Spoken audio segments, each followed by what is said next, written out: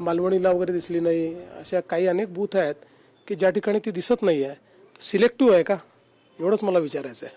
म्हणजे सिलेक्टिव्ह दहशत निर्माण करा. सिलेक्टिव्ह पण कोणी दहशत निर्माण करण्याची आता यांची क्षमताच राहिली नाही.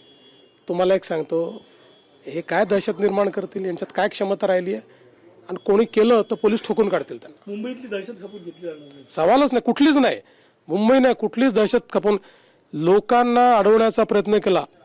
आणि मला एक सांगा, दुबार मतदार म्हणतात ते, त्यांचा जो काय दुबार मतदाराचं काय माहिती आहे त्यांना? दुबार मतदार शोधण्याचं काम इलेक्शन कमिशनने केलं, इलेक्शन कमिशन करेल. तुमचा जो एजंट हात बसलेला आहे तो एजंट त्याच्यावर बघेल, त्यांनी ऑब्जेक्शन घेतलं पाहिजे.